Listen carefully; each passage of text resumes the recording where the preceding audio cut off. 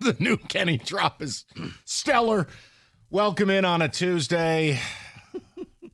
Are you going to be all right? You laughed your way through Jeremy's update. I don't know why today that whole please refrain from using ethnic slurs. It's just because Jeremy's got a potty mouth on him. He has to be reminded. It's remarkable. He looks clean-cut and all-American. He's actually just a very hateful person. Let's get into it. I want to play a piece of audio for everybody because after we do this topic, we're going to get to college football.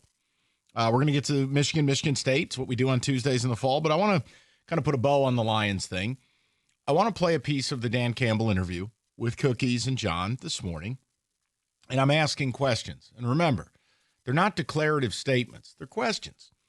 I thought what Dan Campbell said was interesting. I want to play this for you. He was asked about the pass rush.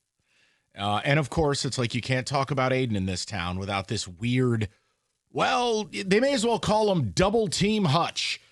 Yeah, I'm aware he gets double-teamed. Every good pass rusher does. You either rise above it or you don't. I don't need to hear it every time we talk about him. Whether he plays good or bad, he's double-teamed. So can we stop? Mm-hmm. So he's asked about the pass rush. Listen to Campbell's answer, and then I'm going to ask you 2 questions. Fair? Fair. Okay. David, hit the music. Yeah, he had 2 quarterback hits. I'm not interested in that. So let me ask you these 2 questions. And before I do, let me disarm you from your 3x5 talking points. Okay? I understand it was Hutch's first game in a year.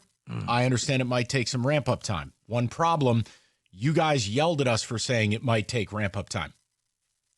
Uh-oh. Also, no one is saying Hutch is a bad player. No one is saying he's anything other than a very good player. The difference between very good and great is the greats, we never have to hear about double teams. You just play. So I'm going to ask these 2 questions. 1, when Dan Campbell says, well, we're going to have to find it elsewhere, isn't that exactly why you upgrade the edge opposite Aiden? Because that guy's going to go one-on-one all day. Mm-hmm. Aha. Survey says. Yes. The other one is this. If I am about to pay somebody, and I do believe they're going to sign Aidan Hutchinson, and I do believe they should sign Aidan Hutchinson, but if I'm about to pay somebody $50 million a year, do you know what I never should have to say? Well, we'll just get it from the other side. We'll get it from our backers. We'll get it from other people. No. Wait a minute. Myles Garrett gets double-teamed all the time. The Cleveland Browns don't say, well, we'll get it elsewhere. T.J. Watt is double-teamed all the time. The Pittsburgh Steelers do not bring up, well, he was double-teamed. You know, Trey Hendrickson go one-on-one all day? No. Like Micah Parsons got some double teams. Right. The whole idea is this, Rico. I just want to understand why we do this with Hutch. We never hear it with other guys. And if I'm going to pay this guy, we've got to stop with this. No elite pass rusher in the history of the NFL has gotten a majority of snaps or even a large minority of snaps singled up. So you can either invest opposite him and create that nightmare. Right. Pick your poison. Which you don't want to do. Okay, fair enough. Or the guy you have, according to Brad Holmes, is so good and so amazing that if he plays poorly or doesn't have a productive game, you just have to say it. You know what I'd rather Dan Campbell say? Look, there's no excuse. We need Hutch to be the guy. First game in a year, hopefully knock the rust off. We'll go get him against Chicago. Say that. Don't just absolve it. See, it's the same thing going on with Bryce Underwood right now. It drives me nuts. If he's the greatest freshman in the history of planet Earth and he doesn't play well, we don't have to still say he's the greatest freshman on the face of the earth or find a boogeyman. You can just talk about what actually happened. Coaches and offensive coordinators holding him back. And yeah, for Hutch, it's like, Mike, if you're in that 35 million plus range, I don't want to hear about double team. There are no excuses. There's a reason why you're going to make that much money. It's because you dominate through the double teams. Is you get to the quarterback. Here's the other Micah thing. Parsons' sack. It looked like he ran through the entire Lions offensive line and then tracked down Jared If you're Goff. doubling him every play and the other pieces you have can't win one-on-one, flow chart back to 2-6, Oh, boy. bitching about the pass rush and this team's refusal to address it. You nailed it. I mean, so which is it? I'm asking. I'm not attacking you. No. It's what you're saying is just on point. It's like you dropping the bombs yesterday. Yes, this was why we said go and get somebody else, because the players that you have aren't hitting home. And you're talking about, well, they got to win their one-on-one battles and Hutch is being double teamed. Then where's your help going to come from? You decided that, you know what, we only needed one Hutch because that was it. I'm paraphrasing Brad Holmes, but he pretty much said, we got Hutch. Well, who needs two? We got one. We should be happy with that. And then you just have people who they're not hitting home. It's problematic. So now you're going to have to bring blitzes. Now you're going to have to bring safeties up. Now, look, he'll probably have a nice game against Chicago because watching last night, I told you, all I need to do is watch last night. I'll be able to give you a real opinion. If you don't dummy the Bears, you suck. That's a bad football team. Bears are not ready to play.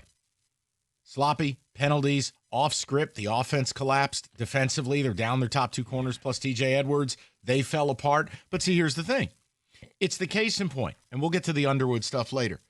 The first half, Kevin O'Connell tried to protect J.J. McCarthy, and it made McCarthy look helpless and sad and bad. You know what they did in the second half? We're getting drilled.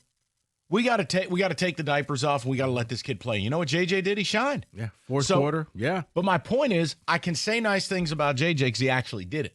I'm getting tired of this crap where it doesn't matter what Bryce does or who Bryce plays. People are just going to glaze him like a donut. I'm not doing that.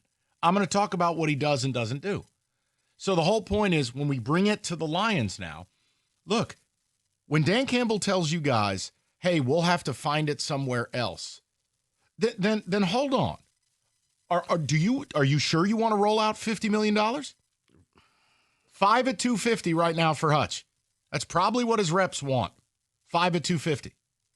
If I have to hear about him getting double teamed again, my head's going to explode. Second of all, if Dan Campbell's out here going, well, we'll have to bring our backers, that means your front's not good enough. Mm-hmm. If your front's not good enough, why didn't you address it in the offseason? I know why coaches don't want to go on the radio because they're going to say stuff. It's going to get picked apart. Mm-hmm. I understand that. Fair play. I'm not attacking Dan Campbell. I'm saying when you go on the radio and you say that, I can't imagine I'm the only human being in Metro Detroit, Rico, who walked away going, wait, huh? I was the Nick Young meme. Right. Well, when I heard that, I was thinking kind of like you, like, well, but you're going to pay Hutch all of this money because you're saving up to pay him, but he's not an impact player because he's being double teamed. Well, newsflash, if you pay him the money, he's still going to be double teamed. He's got to do better. The other thing that I heard was we got to find help somewhere else. And I'm thinking, at this point, man, I'd settle for Jadeveon Clowney. Something on the other side of Hutch to help him out. You can actually adopt him at Michigan Animal Rescue League right now. His picture's up on the website. At this point, Mike, beggars can't beat you. I know, but he's a mutt. Okay. All right, fine enough. Everybody loves a mutt. I know, I own one. Right. The point is, listen, I want to ask you the people, what do you make of that comment? And what conclusions do you come to about that comment? 248-539-9797. The phone lines are absolutely wide open. I just want to know what you walk away thinking when I play you that and I ask you those two questions. That if Hutch being doubled is the complete absolvement of his productivity and the other guys you have aren't good enough to win their one-on-ones, why didn't you address that in the offseason? But two, why do we always have to do this protection thing? If Hutch plays well, say it. If Hutch plays poorly, say it. And I'm fully aware. First game in almost a year. But when I said it was going to take time, or when I said it to Mr. Rico Beard and he said it to you, guys, you yelled at us. You got mad at us. You called us haters. For what? Wanting to give Hutch a few weeks? That's even more a reason why I wanted help on the D-line. So 248-539-9797. You do with it what you want. We'll get into college football in the 3 o'clock, Michigan and Michigan State, two completely separate issues. Got some blitzes, things to do today. Rico, take him to church.